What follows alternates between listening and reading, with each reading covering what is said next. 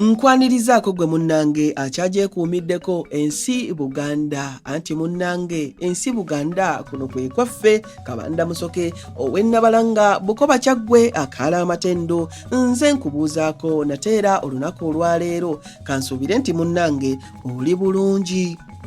Munnange tukyali mu katabo kaffe omulembe gwa Muteesa akawandiikibwa omukulu Ernest Kibuuka era ng'olunaku olwaleero ntuusa ku mutwe ogugamba nti akabbinkano mu Legiko.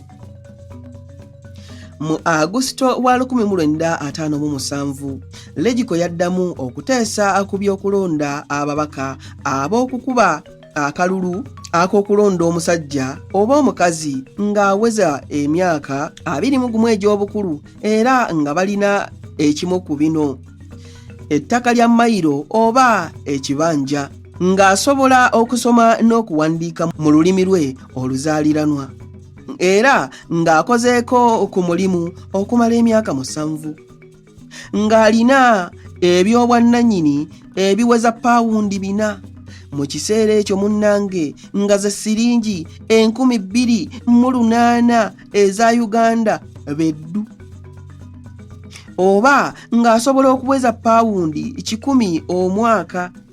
Mu Uganda nno ey'ebiseera ebyo pawundi 100 nga zibalirirwamu siringi 7, nga sente zino azifuna ku mulimu ng'empeera oba mu busuubuzi, nga bakozesa entegeka eyo abasajja 4 ku buli basajja 5 n'omukazi omu ku buli bakazi 5 nga bagenda kufuna omukisa okulonda mu bitundu byonna ebya Uganda, nga ne Buganda mweri ababaka ba Legiko nga bagenda kulondebwa butereevu.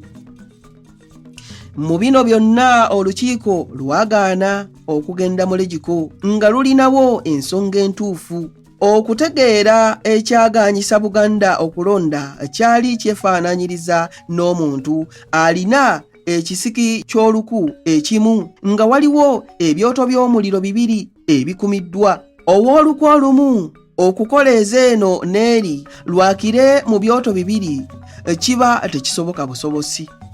Mu ngeri y'emu okuba n'enkiiko 2 nga zikiikirira Buganda kyali tekiriimu makulu kuba bwe batyo abantu bwe balowooza. Ensonga endala yali ya lukiiko lwa Buganda okutya ebibiina by'obufuzi so nga byali bizze butaddayo. Mu kukkiriza enkola ya demokulasiya Buganda yali eteekwa okukkiriza ebibiina by'obufuzi kubanga enkola yaabyo egendera ku misingi gya demokulasi.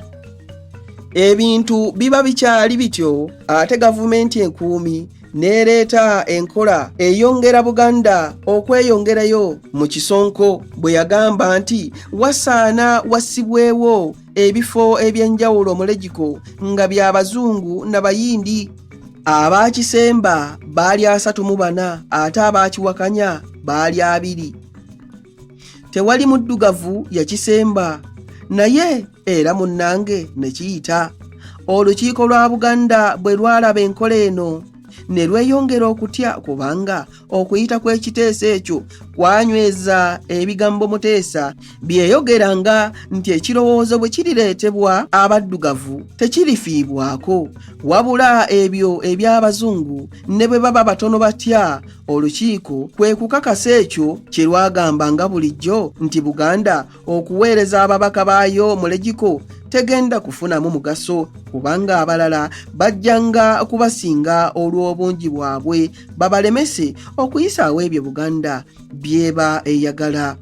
Olukiiko lweyongera okujjukiza nti Buganda bwe yalina endagaano ez'enjawulo ne Bungereza ebyayo biteesebwenga na mubaka wa Queen so si kubiyisa mu Legiko. Abazungu n'Abayindi gye baali basobola okubirinyiririra. Gavumenti bwe yalaba ng'ebyokuterekera abagwira ebifo mu Legiko kireese ensasagge mu baddugavu ate ng'enkola eyo yali tegenda kuteekebwa mu nkola okutuusa mu 1961 ekyo neegira ng'ekyakitadde ku bbali n'egenda mu maaso n'okulonda mu 1958 awatali bifo bya njawulo.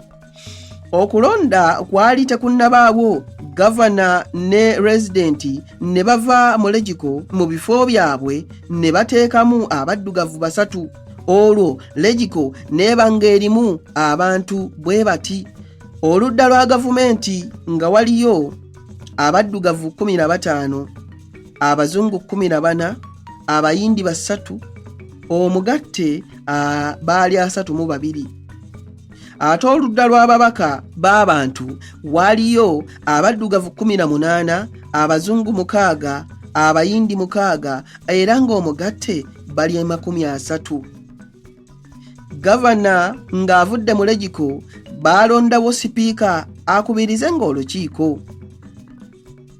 Gavana yalowooza nti abaddugavu bajja kusanyuka era bamwebaze olw'abaddugavu kubanga be basinga obungi mu lukiiko, naye si bwe kyali.